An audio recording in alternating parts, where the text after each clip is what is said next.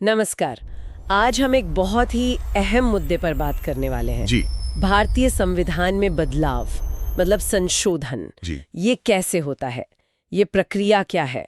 सुनने में शायद ये थोड़ा सा तकनीकी लगे, पर है बहुत दिलचस्प। बिल्कुल, ये समझना जरूरी है कि देश का सबसे बड़ा कानून वक्त के साथ कैसे कदम मिलाता है। हाँ, और हमारी आज की ये बातचीत संविधान संशोधन प्रक्रिया और प्रकार नाम के दस्तावेज पर आधारित है। जी। हम कोशिश करेंगे कि इस दस्तावेज के जरिए समझे कि आखिर ये बदलाव होते कैसे हैं, क्यों ये प्रक्रिया बनी और ये चलती कैसे है। सही कहा। और एक मजेदार बात से शुरू करते हैं। कहते हैं कि संविधान बनाने वाले जी। न तो ब्रिटेन जैसा लचीला संविधान चाहते थे जो आसानी से बदल जाए, हाँ बिल्कुल। और नहीं अमेरिका जैसा एकदम कठोर कि बदलना ही मुश्किल हो जाए। उन्होंने ये बीच का रास्ता, ये संतुलन क्यों चुना, यहाँ से शुरू करें। हाँ, ये बहुत अच्छा सवाल है। देखिए, संविधान निर्माता बहुत दूरदर्शी थे। वो जानते थे कि समाज और जरूरतें बदलेंगी, तो वो एक ऐसा संविधान चाहते थे जो समय के साथ ढल सके।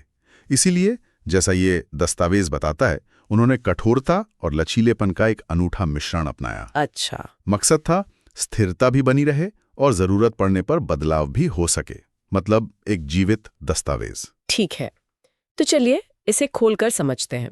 संविधान का भाग 20 और उसमें भी खास तौर पर अनुच्छेद 368 इसी प्रक्रिया के बारे में है। जी हाँ, अनुच्छेद 368। तो पहली बात जो मेरे दिमाग में आती है, ये शक्ति सिर्फ संसद को ही क्यों दी गई? मतलब राज्य विधानमंडल ये प्रक्रिया क्यों नहीं शुरू कर सकते? हाँ, ये एक वाजिब सवाल है।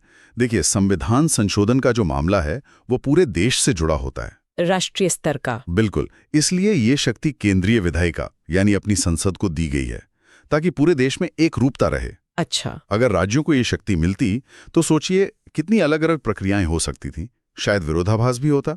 तो राष्ट्रीय एकता के लिहाज से ये केंद्रीकरण जरूरी समझा गया। मैं समझी। जी। राष्ट्रीय दृष्टिकोण के लिए ये जरूरी था। तो अब प्रक्रिया पर आते हैं, जैसा इस दस्तावेज में दिया है।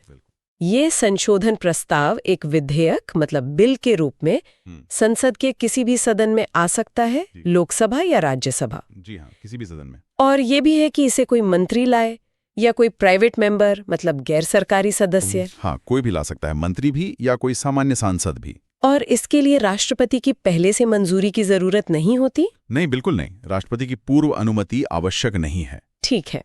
लेकिन हाँ, यहाँ जो सबसे महत्वपूर्ण बात है जिस पर यह दस्तावेज काफी जोर देता है, वो है विशेष बहुमत की शर्त। हाँ, ये विशेष बहुमत क्या है? साधारण बहुमत से अलग? हाँ, बिल्कुल अलग और ज्यादा कठोर। साधारण बहुमत तो मतलब 50% से ज्यादा जो उपस्थित हैं और वोट कर रहे हैं। हाँ। लेकिन विशेष बहुमत के लिए 2 शर्तें, और ये ध्यान रखना है कि दोनों एक साथ पूरी होनी चाहिए। अच्छा, 2 शर्तें? हाँ। कौन सी? पहली, सदन की जो कुल सदस्य संख्या है उसका बहुमत, मतलब 50% से ज्यादा सदस्य पक्ष में हो। जैसे लोकसभा में 543 सदस्य हैं तो कम से कम 272 का समर्थन चाहिए ही चाहिए, चाहे वोटिंग में कितने भी लोग हिस्सा लें। अच्छा, कुल संख्या का बहुमत। हाँ, और दूसरी शर्त है कि उस दिन सदन में जितने सदस्य उपस्थित हैं और मतदान कर रहे हैं उनका कम से कम 2/3 बहुमत चाहिए। 2/3? हाँ, मान लीजिए 450 सदस्य आए और वोट किया, तो उनमें से कम 300 का समर्थन जरूरी है। तो ये दोनों शर्तें पूरी होनी चाहिए, कुल का बहुमत भी और वोट करने वालों का 2/3 भी। बिल्कुल, दोनों एक साथ। हाँ। अगर एक भी शर्त पूरी नहीं हुई तो वो विधेयक पास नहीं माना जाएगा। ये प्रक्रिया को काफी मजबूत बनाता है। ये सुनिश्चित करता है कि संशोधन पर व्यापक सहमति हो। ये तो वाकई काफी कठिन है। सिर्फ साधारण बहुमत नहीं चलेगा। और दस्तावेज ये भी कहता है कि विधेयक को दोनों सदनों से अलग अलग पास होना होगा, इसी विशेष बहुमत से। जी हाँ, अलग अलग, लोकसभा से भी इसी तरह और राज्यसभा से भी। तो अगर मान लीजिए दोनों सदनों में सहमति नहीं बनती, एक पास कर दे दूसरा ना करे, तो क्या साधारण बिल की तरह कोई जॉइंट सिटिंग मतलब संयुक्त बैठक का रास्ता है? नहीं, यहीं पे प्रक्रिया की एक और कठोरता दिखती है। दस्तावेज साफ कहता है कि संविधान संशोधन के मामले में संयुक्त बैठक का कोई प्रावधान है ही नहीं। बिल्कुल नहीं। बिल्कुल नहीं।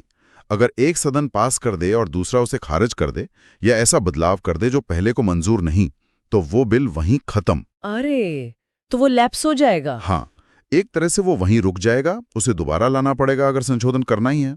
ये दिखाता है कि दोनों सदनों की अलग अलग मजबूत सहमति जरूरी है। अच्छा, अब यहाँ एक और मजेदार बात आती है। दस्तावेज कहता है कि कुछ खास तरह के संशोधनों के लिए प्रक्रिया और भी मुश्किल हो जाती है। हाँ, खासकर तब जब संशोधन का असर संविधान के संघीय ढांचे मतलब फेडरल स्ट्रक्चर पर पड़ता हो, केंद्र राज्य संबंधों पर। तब क्या होता है? हाँ, ये बहुत अहम है। जब संशोधन ऐसे विषयों से जुड़ा हो जो केंद्र और राज्यों के रिश्तों की जड़ को छूते हों, तब संसद के विशेष बहुमत के अलावा एक और सीढ़ी पार करनी होती है। एक और? वो क्या? इस दस्तावेज के अनुसार ऐसे बिल को संसद के दोनों सदनों से विशेष बहुमत से पास होने के बाद कम से कम आधे राज्यों के विधानमंडलों से भी पास करवाना होता है। आधे राज्यों से मतलब कम से कम आधे राज्यों की विधानसभाएं भी उसे पास करें? हाँ, विधानसभाएं या जहां विधान परिषद है वहां दोनों सदन, कम से कम आधे राज्य। और राज्यों को कैसे पास करना होता है? विशेष बहुमत से या साधारण बहुमत से? नहीं, यहाँ थोड़ी राहत है। राज्यों को इसे अपने विधानमंडल में साधारण बहुमत से पास करना होता है। अच्छा, साधारण बहुमत मतलब उपस्थित और मतदान करने वालों का 50% से ज्यादा। जी, तो प्रक्रिया हुई संसद का विशेष बहुमत प्लस कम से कम आधे राज्यों का साधारण बहुमत। और ये किन मामलों में लागू होता है? ये सबसे कठोर प्रक्रिया ये उन मामलों में है जो सीधे सीधे केंद्र राज्य शक्ति संतुलन को प्रभावित करते हैं। जैसे दस्तावेज में उदाहरण दिए हैं। हाँ, राष्ट्रपति के चुनाव का तरीका, केंद्र और राज्यों की कार्यकारी शक्ति का विस्तार, सुप्रीम कोर्ट और हाई कोर्ट से जुड़े प्रावधान, केंद्र राज्यों के बीच विधायी शक्तियों का बंटवारा, मतलब वो 7वीं अनुसूची की लिस्ट्स, संघ सूची, राज्य सूची, समवर्ती सूची। हाँ, वो लिस्ट्स। संसद में राज्यों का प्रतिनिधित्व, मतलब किस राज्य से कितने एमपी होंगे। अच्छा। और मजे की बात, खुद अनुच्छेद 368 जिसमें ये सारी प्रक्रिया दी है, अगर उसमें भी कोई बदलाव करना हो तो भी यही सबसे कठोर प्रक्रिया अपनानी होगी। वाह, मतलब प्रक्रिया बदलने के लिए भी सबसे कठिन प्रक्रिया। बिल्कुल, ताकि इसे आसानी से ना बदला जा सके। तो ये संघीय ढांचे की सुरक्षा के लिए एक तरह का सेफ्टी वॉल्व है। ठीक है, मान लिया विधेयक संसद से पास हो गया और जहां जरूरत थी वहां आधे राज्यों से भी पास हो गया। अब ये जाता है राष्ट्रपति के पास। जी, उनकी क्या भूमिका है? क्या वो इसे रोक सकते हैं या पुनर्विचार के लिए वापस भेज सकते हैं जैसे आम बिलों में होता है? नहीं, यहाँ स्थिति बिल्कुल साफ है और ये दस्तावेज भी स्पष्ट करता है। 24वें संविधान संशोधन 1971 के बाद से राष्ट्रपति के लिए संविधान संशोधन विधेयक पर अपनी सहमति देना अनिवार्य है, मैंडेटरी है। अनिवार्य मतलब उन्हें हाँ कहनी ही पड़ेगी? हाँ, उन्हें हस्ताक्षर करने ही होंगे। वो न तो इसे रोक सकते हैं, मतलब वीटो नहीं कर सकते, और न ही संसद को पुनर्विचार के लिए लौटा सकते हैं। कोई वीटो नहीं, कोई पुनर्विचार नहीं? जी नहीं। जैसे ही बिल उनके पास गया, उन्हें सहमति देनी होगी। उनके हस्ताक्षर होते ही वो कानून बन जाता है और संविधान संशोधित हो जाता है। संविधान में संशोधन असल में 3 तरीकों से हो सकता है। अभी हमने 2 की बात की, विशेष बहुमत और विशेष बहुमत प्लस राज्य। ये तीसरा तरीका कौन सा है? हाँ, ये अक्सर लोगों को भ्रमित करता है।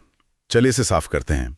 जैसा इस दस्तावेज में समझाया गया है, असल में संविधान में बदलाव 3 प्रक्रियाओं से होते हैं। 3? हाँ, पहला तरीका है संसद के साधारण बहुमत से। साधारण बहुमत जैसे आम कानून बनते हैं? बिल्कुल, दोनों सदनों में उपस्थित और वोट करने वालों का 50% से ज्यादा, सबसे आसान तरीका। और इससे क्या बदलता है? इससे वो चीजें बदलती हैं जिन्हें अनुच्छेद 368 के दायरे से बाहर माना जाता है। जैसे दस्तावेज में उदाहरण है, बताइए। नए राज्यों को बनाना या मौजूदा राज्यों की सीमाएं या नाम बदलना, नागरिकता से जुड़े नियम, संसद की कार्यवाही के नियम जैसे कोरम कितना होगा। अच्छा। दूसरी अनुसूची के वेतन भत्ते या 5वीं या 6ठी अनुसूची के तहत अनुसूचित क्षेत्रों का प्रशासन। पर ये भी तो संविधान में बदलाव है। हाँ, है तो। लेकिन सबसे जरूरी बात जो स्रोत कहता है, इस तरीके से किए गए बदलावों को अनुच्छेद 368 के तहत संविधान संशोधन नहीं गिना जाता।